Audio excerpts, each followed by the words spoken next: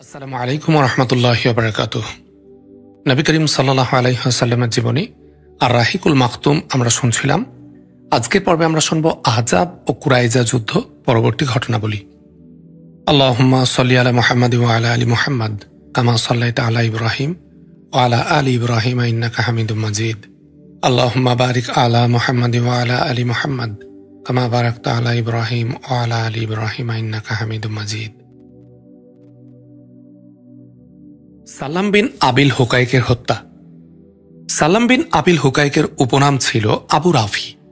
ইসলাম বিদ্বেষী এবং ইসলামের প্রতি বৈরী ভাবাপন্ন ইহুদি প্রধানদের সে ছিল অন্যতম ব্যক্তি। মুসলিমগণের বিরুদ্ধে মুশরিকদেরকে প্ররোচিত ও প্রলোভিত করার ব্যাপারে সে সব সময় অগ্রণী ভূমিকা পালন করত এবং ধন সম্পদ ও রসদ সরবরাহ করে তাদের সাহায্য করত। এছাড়া রাসূলুল্লাহ সাল্লাল্লাহু আলাইহি ওয়াসাল্লামকে কষ্ট দেওয়ার ব্যাপারে সর্বক্ষণ সে উদ্দাও থাকত।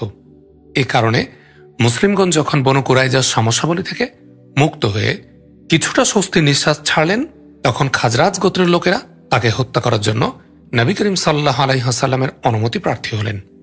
যেহেতু ইতোপূর্বে আউস গোত্রের কয়েকজন সাহাবা কাব বিন আশরাফকে হত্যা করেছিলেন, সেহেতু খাজরাজ গোত্র অনুরূপ একটি দুঃসাহসিক কাজ করার ব্যাপারে আগ্রহী ছিলেন।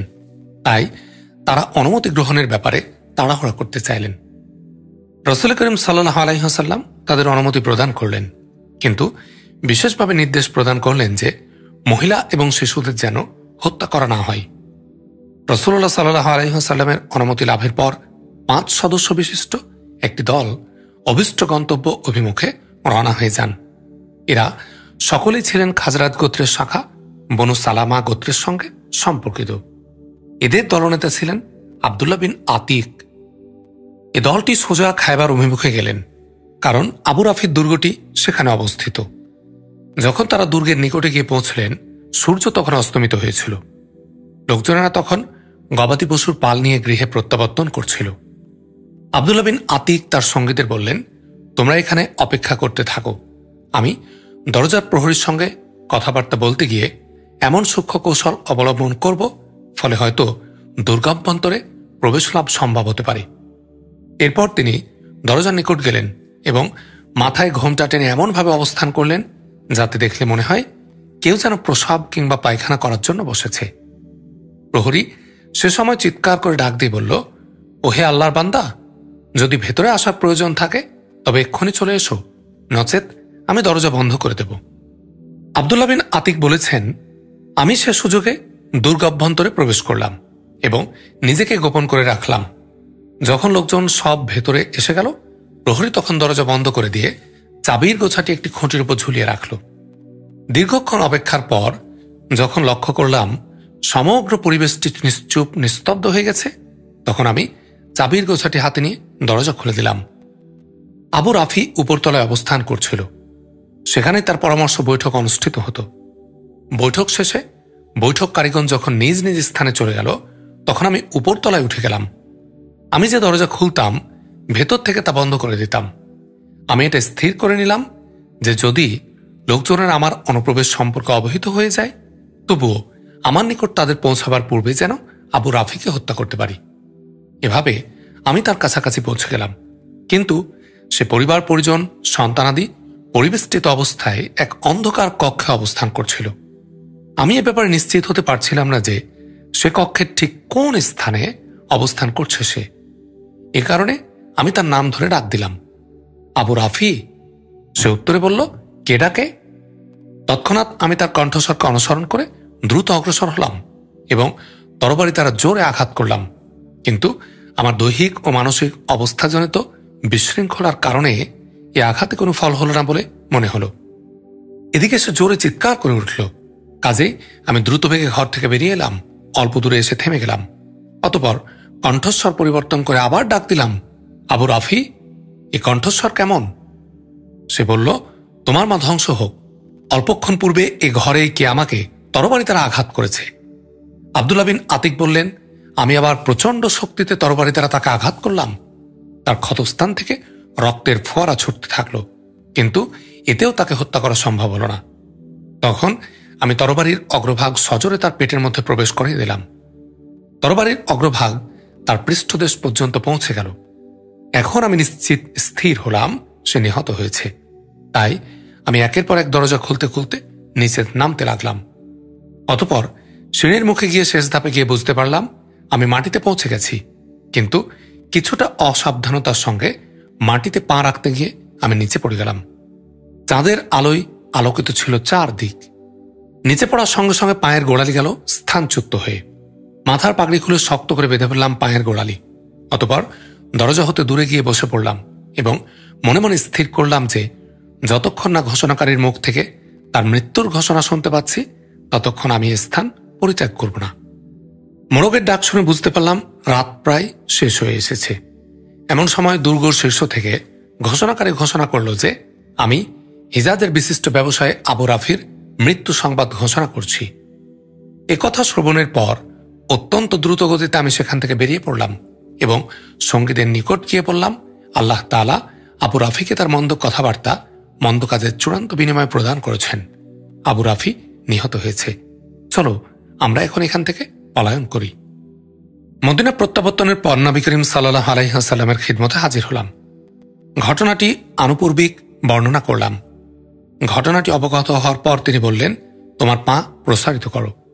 আমার পা প্রসারিত করলে তিনি স্থানচ্যুত গোড়ালির উপর তার হাত মোবারক বুলিয়ে দিলেন, আর তার হাত পরিচালনার সঙ্গে সঙ্গে এটা অনুভূত হলো যে ব্যথা বেদনা বলতে আর কিছুই অবশিষ্ট নেই। শুধু তাই নয়, ওই স্থানে যে কোনো সময় ব্যথা বেদনা ছিল সে অনুভূতিও যেন তখন ছিল না। এ হচ্ছে সহিহুল বুখারী শরীফের বর্ণনা। ইবনু ইসহাকের বর্ণনায় রয়েছে যে আবু রাফির ঘরে 5 জন সাহাবী রাদিয়াল্লাহু আনহুম প্রবেশ করেছিলেন এবং তার হত্যার ব্যাপারে সকলেই সক্রিয় ছিলেন। তবে যে সাহাবী তরবারির আঘাতে তাকে হত্যা করেছিলেন তিনি হচ্ছেন আব্দুল্লাহ বিন উনায়েস। এই বর্ণনায় একথাও বলা হয়েছে যে তারা যখন রাত্রিতে আবু রাফিকে হত্যা করেন এবং আব্দুল্লাহ বিন আতিকের পায়ের গোড়ালি স্থানচ্যুত হয়ে যায়, তখন তাকে উঠিয়ে এনে দুর্গের দেয়ালের আড়ালে যেখানে ঝর্ণার নহর ছিল সেখানে আত্মগোপন করে থাকেন। এদিকে ইহুদিগণ অগ্নি প্রজ্বলিত করে চতুর্দিকে দৌড়াদৌড়ি করে অনুসন্ধান চালাতে থাকল। অনেক অনুসন্ধানের পর যখন তারা কোনো খোঁজ পেল না, তখন নিরাশ হয়ে নিহত ব্যক্তির নিকট প্রত্যাবর্তন করল। এ সুযোগে সাহাবীগণ আব্দুল্লাহ বিন আতিককে কাঁধে উঠিয়ে নিয়ে রাসূলুল্লাহ সাল্লাল্লাহু আলাইহি ওয়াসাল্লামের খিদমতে হাজির হলেন। প্রেরিত এই ক্ষুদ্র বাহিনীটির সফল অভিযান অনুষ্ঠিত হয়েছিল 5ম হিজরির জুলকদা অথবা জুলহিজ্জা মাসে। রাসূল করিম সাল্লাল্লাহু আলাইহি ওয়াসাল্লাম যখন আহজাব ও বনু কুরাইজা যুদ্ধ হতে নিষ্কৃতি লাভ করলেন এবং যুদ্ধাপরাধীর বিচার কাজ সমাধা করলেন, তখন শান্তি শৃঙ্খলার পথে বিঘ্ন সৃষ্টিকারী গোত্রসমূহ এবং বেদুইনদের বিরুদ্ধে সংশোধনকারী আক্রমণ পরিচালনা শুরু করলেন। এ পর্যায়ে তিনি যে সকল অভিযান পরিচালনা ও যুদ্ধে অংশগ্রহণ করেন নিম্নে তার সংক্ষিপ্ত আলোচনা করা হল। 2. মুহাম্মদ বিন মাসলামার অভিযান। আহজাব ও বনু কুরাইজা সংকট থেকে মুক্ত হওয়ার পর এটাই ছিল প্রথম অভিযান। 30 জন মর্দে মুমিনের সমন্বয়ে গঠিত হয়েছিল এই অভিযাত্রী দলটি। এই অভিযান পরিচালনার্থে অভিযাত্রী দলটি প্রেরিত হয়েছিল নজদের অভ্যন্তরভাগে বাকারাত অঞ্চলে জারিয়ার পার্শ্ববর্তী কার্তা নামক স্থানে। জারিয়া এবং মদিনার অবস্থান ছিল 7 রাত্রি দূরত্বের ব্যবধান। অভিযাত্রীগণের এ অভিযাত্রা অনুষ্ঠিত হয় 6ষ্ঠ হিজরির 10 মুহররম। তাদের লক্ষ্যস্থলে ছিল বনু বকর বিন কিলাব গোত্রের একটি শাখা। মুসলিমগণ অতর্কিত শত্রুদের আক্রমণ করলে তারা হতচকিত ও বিক্ষিপ্ত হয়ে পড়ে এবং পলায়ন করে। তাদের পরিত্যক্ত ধন সম্পদ, গবাদি পশুসমূহ মুসলিমগণের হস্তগত হয়। সে সকল ধন সম্পদ এবং গবাদির পাল নিয়ে তারা মদিনা অভিমুখে যাত্রা করেন। তারা যখন মদিনায় প্রত্যাগমন করেন তখন মুহররম মাসের মাত্র 1 দিন অবশিষ্ট ছিল। প্রত্যাবর্তনের সময় তারা বনু হানিফার সর্দার সুমামা বিন আসাল হানাফিকেও বন্দী করে নিয়ে আসেন। সে মুসাইলামাতুল কাজ্জাবের নির্দেশে নবী করিম সাল্লাল্লাহু আলাইহি ওয়াসাল্লামকে হত্যার জন্য ছদ্মবেশে বের হয়েছিল, কিন্তু অভিযানকারী সাহাবীগণ তাকে বন্দী করে নিয়ে আসেন এবং মসজিদে নববীর খুঁটির সঙ্গে বেঁধে রাখেন। এমত অবস্থায় নবী করিম সাল্লাল্লাহু আলাইহি ওয়াসাল্লাম যখন সেখানে আগমন করলেন তখন তাকে জিজ্ঞেস করলেন, হে সুমামা, তোমার নিকট কি আছে? প্রত্যুত্তরে সে বলল, হে মুহাম্মদ সাল্লাল্লাহু আলাইহি ওয়াসাল্লাম, আমার নিকট কল্যাণ বা ধন সম্পদ রয়েছে। যদি তুমি আমাকে হত্যা করো তবে প্রকৃত একজন খুনি আসামিকে হত্যা করবে, আর যদি অনুগ্রহ করো তবে প্রকৃত একজন গুণগ্রাহী ব্যক্তির প্রতি অনুগ্রহ করবে। পক্ষান্তরে যদি ধন সম্পদ চাও তাহলে যা চাবে তাই পাবে। তার মুখ থেকে এ কথা শ্রবণের পর রাসূলুল্লাহ সাল্লাল্লাহু আলাইহি ওয়াসাল্লাম তাকে ওই একই অবস্থার মধ্যে রেখে চলে গেলেন। অতঃপর নবী করিম সাল্লাল্লাহু আলাইহি ওয়াসাল্লাম যখন দ্বিতীয়বার সেখানে এসে উপস্থিত হলেন, তখন উপর্যুক্ত প্রশ্নগুলো তাকে জিজ্ঞেস করলেন। সে উত্তর দিল ঠিক পূর্বের মতোই। এবারও রাসূলুল্লাহ সাল্লাল্লাহু আলাইহি ওয়াসাল্লাম তাকে একই অবস্থার মধ্যে রেখে চলে গেলেন। তারপর যখন তিনি তৃতীয়বার আগমন করলেন, তখন ওই একই প্রশ্ন জিজ্ঞেস করলেন। সুমামা এবারও একই উত্তর প্রদান করলেন। তৃতীয়বার তার মুখ থেকে উত্তর শোনার পর রাসূলুল্লাহ সাল্লাল্লাহু আলাইহি ওয়াসাল্লাম সাহাবায়ে কেরামকে নির্দেশ প্রদান করলেন তাকে মুক্ত করে দেওয়ার জন্য। তারা তাকে মুক্ত করে দিলে সে মসজিদে নববীর নিকটে একটু খেজুর বাগানে গেল। সেখানে গোসল করে পাক সাফ হওয়ার পর রাসূলুল্লাহ সাল্লাল্লাহু আলাইহি ওয়াসাল্লামের নিকট ফিরে এসে ইসলাম গ্রহণ করল। অতঃপর বলল, আল্লাহর শপথ, পৃথিবীর বুকে কোনো মুখমণ্ডল আপনার মুখমণ্ডলের চেয়ে অধিক ঘৃণিত ছিল না, কিন্তু এ মুহূর্তে আমার নিকট আপনার মুখমণ্ডলের চেয়ে অধিক প্রিয় মুখমণ্ডল আর পৃথিবীতে নেই। সে আরো বলল, আল্লাহর শপথ, ইতপূর্বে পৃথিবীর বুকে আপনার প্রচারিত দিন ছিল আমার নিকট সবচেয়ে ঘৃণিত, কিন্তু এ মুহূর্তে আপনার দিন আমার নিকট সবচেয়ে প্রিয়, পবিত্র বলে প্রতীয়মান হচ্ছে। এই অভিযানে প্রেরিত অভিযাত্রীগণ আমাকে এমন সময় গ্রেফতার করেছিল যখন আমি উমরাহ পালনের জন্য মনস্থির করেছিলাম। রাসূল করিম সাল্লাল্লাহু আলাইহি ওয়াসাল্লাম তাকে উমরা পালনের নির্দেশ এবং শুভ সংবাদ প্রদান করলেন। উমরা পালনের উদ্দেশ্যে যখন সে কুরাইশদের অঞ্চলে পৌঁছল, তখন তারা তাকে বলল, হে সুমামা, তুমিও বেদিন হয়ে গেছ? সুমামা বলল, না, বরং আমি মুহাম্মদ সাল্লাল্লাহু আলাইহি ওয়াসাল্লামের হাতে বায়াত হয়ে মুসলিম হয়েছি। তিনি আরো বললেন, জেনে রেখো, আল্লাহর কসম, ইয়ামামা হতে তোমাদের নিকট গমের একটি দানাও আসবে না, যে পর্যন্ত রাসূলুল্লাহ সাল্লাল্লাহু আলাইহি ওয়াসাল্লাম এ ব্যাপারে অনুমতি প্রদান না করেন। ইয়ামামা মক্কাবাসীগণের শস্যভূমির মর্যাদা রাখত। সুমামা দেশে ফিরে গিয়ে মক্কা অভিমুখী খাদ্যদ্রব্যের চালান বন্ধ করে দিলেন। এর ফলে মক্কাবাসীগণ খাদ্য সংকটজনিত অসুবিধার মধ্যে নিপতিত হলেন। এ প্রেক্ষিতে আত্মীয়তার সূত্র উল্লেখ করে তারা রাসূলুল্লাহ সাল্লাল্লাহু আলাইহি ওয়াসাল্লামের নিকট এ মর্মে পত্র লিখল, যাতে তিনি সুমামাকে খাদ্যদ্রব্য চালান বন্ধ করা থেকে বিরত থাকার জন্য নির্দেশ প্রদান করেন। রাসূলুল্লাহ সাল্লাল্লাহু আলাইহি ওয়াসাল্লাম সুমামাকে খাদ্যদ্রব্যের চালান বন্ধ করা থেকে বিরত থাকার জন্য নির্দেশ প্রদান করলেন। ৩. বনু লাহিয়ান যুদ্ধ। বনু লাহিয়ান গোত্রের লোকজনেরা প্রতারণার মাধ্যমে রাজি নামক স্থানে 10 জন সাহাবা রাদিয়াল্লাহু আনহুমকে আটক করার পর 8 জনকে হত্যা করেছিল এবং অবশিষ্ট 2 জনকে মক্কার মুশরিকদের নিকট বিক্রয় করে দিয়েছিল, যেখানে তাদেরকে নির্দয়ভাবে হত্যা করা হয়েছিল। অঞ্চলটি হেজাজের অভ্যন্তরে মক্কা সীমানার নিকটবর্তী স্থানে অবস্থিত ছিল এবং যেহেতু মুসলিমগণের সঙ্গে কুরাইশ ও বেদুইনদের সম্পর্কের একটা কঠিন টানাপোড়েন অবস্থা বিরাজমান ছিল, সেহেতু রাসূলুল্লাহ সাল্লাল্লাহু আলাইহি ওয়াসাল্লাম হিজাজের গভীর অভ্যন্তরভাগে প্রবেশ করে বড় শত্রুদের নিকট যাওয়াকে সমীচীন মনে করেননি। কিন্তু কাফের মুশরিকগণ যখন বিভিন্ন দলে বিভক্ত হয়ে পড়ল এবং দলে ভাঙ্গন ধরার ফলে তাদের ঐক্য বিনষ্ট হয়ে যাওয়ার কারণে তারা অপেক্ষাকৃত দুর্বল হয়ে পড়ল, তখন রাসূলুল্লাহ সাল্লাল্লাহু আলাইহি ওয়াসাল্লাম এটা সুস্পষ্টভাবে উপলব্ধি করতে সক্ষম হলেন যে রাজি নামক স্থানে লাহিয়ান গোত্রের লোকজনেরা সাহাবীগণকে নির্মমভাবে হত্যা করেছিল। তার প্রতিশোধ গ্রহণের উপযুক্ত সময় সমাগত। কাজেই 6ষ্ঠ হিজরির রবিউল আওয়াল মতান্তরে জুমাদাল উলা মাসে 200 সাহাবী সমভিপ্রায় রাসূলুল্লাহ সাল্লাল্লাহু আলাইহি ওয়াসাল্লাম রাজি অভিমুখে যাত্রা করেন। যাত্রার প্রাক্কালে মদিনার তত্ত্বাবধানের দায়িত্ব অর্পণ করেন ইবনু উম্মু মাকতুমের উপর এবং ঘোষণা করেন যে তিনি শাম রাজ্য অভিমুখে যাত্রা করেছেন। অগ্রাভিযানের এক পর্যায়ে অভিযাত্রী দল সহ তিনি আমাজ ও উসফান স্থানদ্বয়ের মধ্যস্থলে অবস্থিত বাতনে গুরান নামক উপত্যকায় উপস্থিত হলেন। এখানে বনু লাহিয়ান গোত্রের লোকেরা সাহাবীগণকে হত্যা করেছিল। সেখানে উপস্থিত হয়ে তিনি শহীদ সাহাবাগণের রাদিয়াল্লাহু আনহুম তাদের জন্য আল্লাহ তাআলার সমীপে রহমতের প্রার্থনা করলেন। এদিকে বনু লাহিয়ান গোত্রের লোকেরা মুসলিম বাহিনীর অগ্রাভিযানের সংবাদ অবগত হয়ে পর্বত শীর্ষ অতিক্রম করে পলায়ন করল, ফলে তাদের কাউকেও গ্রেফতার করা সম্ভব হল না। রাসূল করিম সাল্লাল্লাহু আলাইহি ওয়াসাল্লাম তার বাহিনী সহ বনু লাহিয়ান গোত্রের আবাসস্থানে 2 দিন অবস্থান করলেন, কিন্তু এ গোত্রের কোনো লোকজনেরই খোঁজ খবর তিনি পাননি। দ্বিতীয় দিনের পর তিনি সেখান থেকে উসফানের উদ্দেশ্যে রওনা হয়ে যান। সেই স্থানে পৌঁছার পর তিনি 10 জন ঘোড়সাওয়ারকে কুরাউল গামিমের দিকে প্রেরণ করেন, যাতে কুরাইশগণ নবী করিম সাল্লাল্লাহু আলাইহি ওয়াসাল্লামের অভিযান সম্পর্কে অবগত হন। কিন্তু এ ব্যাপারে তাদের মধ্যে কোনো প্রতিক্রিয়া পরিলক্ষিত হয়নি।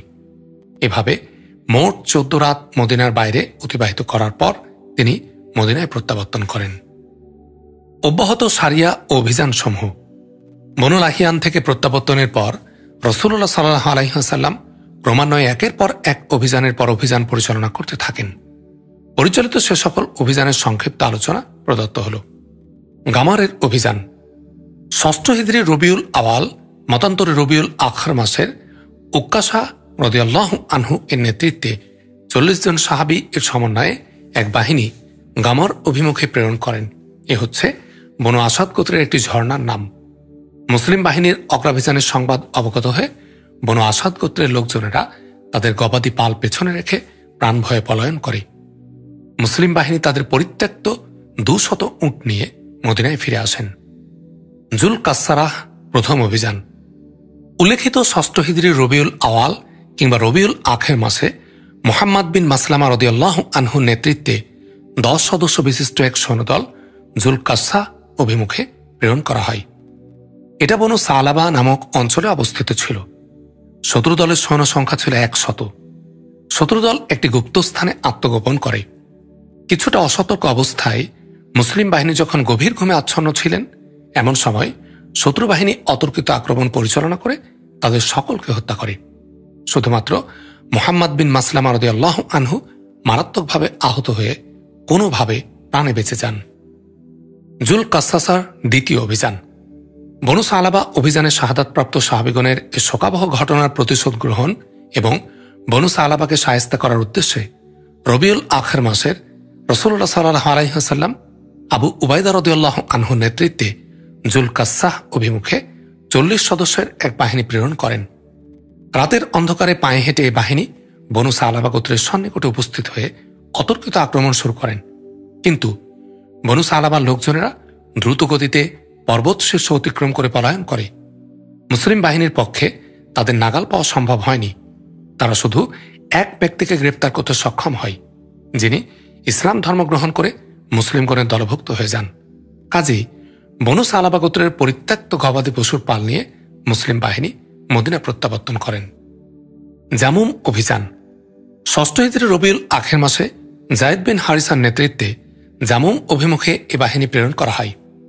জামুম হচ্ছে মারুজ জাহরানে বর্তমানে ফাতিমাহ উপত্যকা বনু সুলাইম গোত্রের একটি ঝর্ণার নাম। যায়েদ রাদিয়াল্লাহু আনহু তার বাহিনী সহ সেখানে পৌঁছার পর মুজাইনা গোত্রের হালিমা নাম্নী এক মহিলা তাদের হাতে বন্দিনী হয়। এ মহিলার নিকট হতে বনু সুলাইম গোত্রের নির্দিষ্ট এবং বিভিন্ন তথ্য তারা অবগত হন। বনু সুলাইমের উপর আক্রমণ চালিয়ে তারা বহু লোককে বন্দী করেন এবং অনেক গবাদি পশু তাদের হস্তগত হয়। যায়েদ এবং তার বাহিনী এ সকল বন্দী ও গবাদি পশু মদিনা প্রত্যাবর্তন করেন। রাসূলুল্লাহ সাল্লাল্লাহু আলাইহি ওয়াসাল্লাম এ মুজাইনি গোত্রীয় বন্দিনী মহিলাকে মুক্ত করার পর তার বিবাহের ব্যবস্থা করেন। ইস অভিযান। 6ষ্ঠ হিজরির জুমাদাল উলা মাসে যায়েদ বিন হারিসার নেতৃত্বে ইস অভিমুখে একটি বাহিনী প্রেরণ করা হয়। এই বাহিনীতে ছিলেন 170 জন ঘোড়সাওয়ার মর্দে মুজাহিদ। এই অভিযানকালে এক কুরাইশ বাণিজ্য কাফেলার কিছু সম্পদ মুজাহিদ বাহিনীর হস্তগত হয়। এই কুরাইশ বাণিজ্য কাফেলাটি রাসূলুল্লাহ সাল্লাল্লাহু আলাইহি ওয়াসাল্লামের জামাতা আবুল আসের নেতৃত্বাধীনে ভ্রমণরত ছিল। আবুল আস তখনও ইসলাম গ্রহণ করেননি। কাফেলার সম্পদসমূহ মুসলিম বাহিনীর হস্তগত হয়। গ্রেফতার এড়ানো, মালপত্র ফেরত পাওয়ার উদ্দেশ্যে তিনি অত্যন্ত দ্রুত গতিতে মদিনা অভিমুখে পলায়ন করেন এবং নবিতনায়া জয়নাবের আশ্রয় গ্রহণ করে কাফেলার সকল সম্পদ যাতে ফেরত দেওয়া হয় সে ব্যাপারে তার পিতাকে অনুরোধ করার জন্য তাকে বলেন। জয়নাব পিতার নিকট বিষয়টি উপস্থাপন করলে কোনো প্রকার শর্ত ব্যতি রেখে সকল সম্পদ ফেরত দানের জন্য সাহাবীগণকে নবী করিম সাল্লাল্লাহু আলাইহি ওয়াসাল্লাম নির্দেশ প্রদান করেন। রাসূলুল্লাহ সাল্লাল্লাহু আলাইহি ওয়াসাল্লামের নির্দেশ মোতাবেক সাহাবায়ে কেরাম কাফেলার সকল সম্পদ ফেরত প্রদান করেন। সমস্ত ধন সম্পদ আবুল আস মক্কায় প্রত্যাবর্তনের পর মালিকগণের নিকট সমস্ত মালামাল প্রত্যাবর্তন করার পর ইসলাম গ্রহণ করে মদিনায় হিজরত করেন। পূর্বের বিবাহের ভিত্তিতেই রাসূলুল্লাহ সাল্লাল্লাহু আলাইহি ওয়াসাল্লাম তার মেয়ে জয়নাবকে তার হাতে সমর্পণ করেন। সহিহ হাদিসের মাধ্যমে এ তথ্য প্রমাণিত হয়েছে। রাসূলুল্লাহ সাল্লাল্লাহু আলাইহি ওয়াসাল্লাম পূর্বের বিবাহের ভিত্তিতে এজন্য তার মেয়ে জয়নাবকে সমর্পণ করেছিলেন যে ওই সময় পর্যন্ত মুসলিম মহিলাদের উপর কাফের স্বামীর সঙ্গে বসবাস করা হারাম হওয়ার নির্দেশ সম্বলিত আয়াত অবতীর্ণ হয়নি। অন্য এক হাদিসে একথা বর্ণিত হয়েছে যে নতুন বিবাহের মাধ্যমে নবীতনয়া জয়নাবকে তার স্বামীর নিকট সমর্পণ করা হয়েছিল। এটা অর্থ ও বর্ণনাপঞ্জি কোনো হিসেবে সহি নয়। অধিকন্তু একথাও উল্লিখিত হয়েছে 6 বছর পর তাকে সমর্পণ করা হয়েছিল। কিন্তু সনদ কিংবা অর্থগত কোনো দিক দিয়ে এ হাদিস বিশুদ্ধ বলে প্রতীয়মান হয় না, বরং উভয় দৃষ্টিকোণ থেকে এ হাদিস দুর্বল। যারা এ হাদিসের কথা উল্লেখ করেন তারা অদ্ভুত রকমের বিপরীতমুখী কথা বলে থাকেন। তারা বলেন যে 8ম হিজরির শেষ ভাগে মক্কা বিজয়ের কিছু পূর্বে আবুল আস মুসলিম হয়েছিলেন, অথচ কেউ কেউ এ কথাও বলে থাকেন যে 8ম হিজরির প্রথম ভাগে জয়নাব মৃত্যুবরণ করেন। অথচ যদি এ কথা দুটি মেনে নেওয়া যায় তাহলে বিপরীতমুখী আরও সুস্পষ্ট হয়ে ওঠে। প্রশ্ন হচ্ছে, এমত অবস্থায় আবুল আসের ইসলাম গ্রহণ, হিজরত করে তার মদিনা গমনের সময় জয়নাব জীবিত থাকলেন কোথায় যে নতুনভাবে বিবাহের ব্যবস্থা হবে, কিংবা পুরাতন বিবাহের ভিত্তিতেই তাকে সমর্পণ করা হবে? এ বিষয়ের উপর আমি বুলুগুম মারাম গ্রন্থের টিকাতে বিস্তারিতভাবে আলোচনা করেছি। বিখ্যাত মাগাজি বিশারদ মুসা বিন উকবার ঝোঁক এদিকে আছে যে ঘটনা 7ম হিজরিতে আবু বাসির এবং তার বন্ধুদের হাতে ঘটেছিল, কিন্তু এর অনুকূলে কোনো বিশুদ্ধ অথবা জয়ীব সমর্থনও পাওয়া যায় না। তারিফ অথবা তারিক অভিযান। এই অভিযানটিও সংগঠিত হয়েছিল জুমাদ আল আখের মাসে। জায়েদ বিন হারিসার নেতৃত্বে 15 সদস্য বিশিষ্ট এই বাহিনীটি প্রেরণ করা হয় তারিফ অভিমুখে। এই স্থানটি ছিল বনু সালাবা গোত্রের অঞ্চলে অবস্থিত, কিন্তু মুসলিম বাহিনীর অগ্রযাত্রার সংবাদ অবগত হওয়া মাত্রই বেদুইনরা সেই স্থান থেকে পলায়ন করল। পলায়নরত বেদুইনদের 20টি উট মুসলিম বাহিনীর হস্তগত হয়েছিল। সেখানে 4 দিন অবস্থানের পর তারা মদিনায় প্রত্যাবর্তন করেন। বেদুইনদের ভয় ছিল যে রাসূলুল্লাহ সাল্লাল্লাহু আলাইহি ওয়াসাল্লাম নিজে আগমন করেছেন। ওয়াদিল কুরা অভিযান। এই অভিযানটিও জায়েদ বিন হারিসার নেতৃত্বে পরিচালিত হয়। 12 জন সাহাবীর সমন্বয়ে সংগঠিত হয়েছিল এই অভিযাত্রী দল। 6ষ্ঠ হিজরির রজব মাসে অনুষ্ঠিত হয় ওয়াদিল কুরা অভিযান। এই অভিযানের উদ্দেশ্য ছিল শত্রুদের গতিবিধি সম্পর্কে খোঁজ খবর নেয়া, কিন্তু ওয়াদিল কুরার অধিবাসীগণ হঠাৎ মুসলিম বাহিনীকে আক্রমণ করে 9 জন সাহাবীকে হত্যা করে। শুধুমাত্র 3 জন সাহাবী এ হত্যাকাণ্ড থেকে রক্ষা পান। এই 3 জনের অন্যতম ছিলেন জায়েদ বিন হারিসা রাদিয়াল্লাহু আনহু। খাবাত অভিযান। এই অভিযানের সময় সম্পর্কে বলা হয়েছে 8ম হিজরির রজব মাস, কিন্তু হিসাব করে দেখা যায় যে এই অভিযান ছিল হুদায়বিয়ার পূর্বের ঘটনা। জাবির রাদিয়াল্লাহু আনহু হতে বর্ণিত হয়েছে, নবী করিম সাল্লাল্লাহু আলাইহি ওয়াসাল্লাম এই অভিযানে 300 ঘোড়সওয়ারের এক বাহিনী প্রেরণ করেন। এই অভিযানের নেতৃত্ব অর্পণ করা হয় আবু উবাইদা ইবনুল জাররাহ রাদিয়াল্লাহু আনহুর উপর। এই অভিযানের উদ্দেশ্য ছিল এক কুরাইশ কাফেলার গতিবিধি লক্ষ্য করা এবং খোঁজ খবর সংগ্রহ করা। কথিত আছে এ বাহিনী পরিচালনাকালে অভিযাত্রীগণ চরম অনাহারে ও ক্ষুধার মধ্যে নিপতিত হন। খাদ্য সামগ্রীর সংস্থান করতে সক্ষম না হওয়ার কারণে এক পর্যায়ে এ বাহিনীর সদস্যগণকে ক্ষুধা নিবৃত্তির উদ্দেশ্যে গাছের পাতা ভক্ষণ করতে বলা হয়। এ প্রেক্ষিতে এ অভিযানের নামকরণ হয়েছিল খাবাত অভিযান। ঝরানো পাতাসমূহকে খাবাত বলা হয়। অবশেষে এক ব্যক্তি 3টি উট জবেহ করেন, অতঃপর 3টি উট জবেহ করেন। পরবর্তী পর্যায়ে পুনরায় 3টি উট জবেহ করেন, কিন্তু আরও উট জবেহ করার ব্যাপারে আবু উবাইদা তাকে বাধা প্রদান করেন। এরপরে সমুদ্র বক্ষ হতে আম্বার নামক এক জাতীয় একটি বিশালাকায় উত্থিত মাছ নিক্ষিপ্ত হয়। অভিযাত্রী দল অর্ধমাস যাবৎ এ মাছ ভক্ষণ এবং এর দেহ নিঃসৃত তেল ব্যবহার করতে থাকেন। এ মাছ ভক্ষণের ফলে তাদের ঝিমিয়ে পড়া মাংসপেশি, স্নায়ুতন্ত্রীগুলো পুনরায় সুস্থ সতেজ হয়ে ওঠে। আবু উবাইদা এ মাছের একটি কাঁটা নেন এবং সৈন্যদলের মধ্যে সবচেয়ে লম্বা ব্যক্তিটিকে সবচেয়ে উঁচু উটটির পৃষ্ঠে আরোহণ করে সে কাঁটার ঘেরের মধ্যে দিয়ে যেতে বলেন এবং অনায়াসে তিনি তা করেন। মাছটির বিশালতা প্রমাণের জন্য তিনি এ ব্যবস্থা করেন। সেই মাছ দেহের প্রয়োজনাতিরিক্ত অংশবিশেষ সংরক্ষণ করে তা মদিনা প্রত্যাগমনের সময় সঙ্গে নিয়ে যাওয়া হয়। রাসূলুল্লাহ সাল্লাল্লাহু আলাইহি ওয়াসাল্লামের খিদমতে সে মাছ বৃত্তান্ত পেশ করা হলে তিনি বলেন, এ হচ্ছে তোমাদের জন্য আল্লাহর প্রদত্ত এক প্রকারের রুজি বা আহার্য। এর গোস্ত তোমাদের নিকট যদি আরো কিছু থাকে তাহলে আমাদেরকেও খেতে দাও। কিছুটা গোস্ত আমরা তার খিদমতে পাঠাবার ব্যবস্থা করি। খাবাত অভিযানের বিভিন্ন দিক পর্যালোচনা করলে এটা সুস্পষ্ট হয়ে ওঠে এ ঘটনা সংঘটিত হয়েছিল হুদায়বিয়া সন্ধির পূর্বে। এর কারণ হচ্ছে হুদায়বিয়া সন্ধি চুক্তির পর মুসলিমগণ কোনো কুরাইশ কাফেলা চলার পথে কোনো প্রকার অন্তরায় সৃষ্টি করেনি। আলহামদুলিল্লাহ রাব্বিল আলামিন। সময়ের স্বল্পতা, কণ্ঠস্বরের অবস্থা একটু খারাপ হওয়ার কারণে আজ দ্রুত শেষ করলাম। আগামী পর্বে আমরা শুনব বনু মুস্তালাক যুদ্ধ এবং গাজওয়ায়ে মুরাইসি ৫ম অথবা ৬ষ্ঠ হিজরির ঘটনাবলী। আগামী পর্বটি শোনার আহ্বান জানিয়ে আজ এখানেই শেষ করছি। আসসালামু আলাইকুম ওয়া রাহমাতুল্লাহ।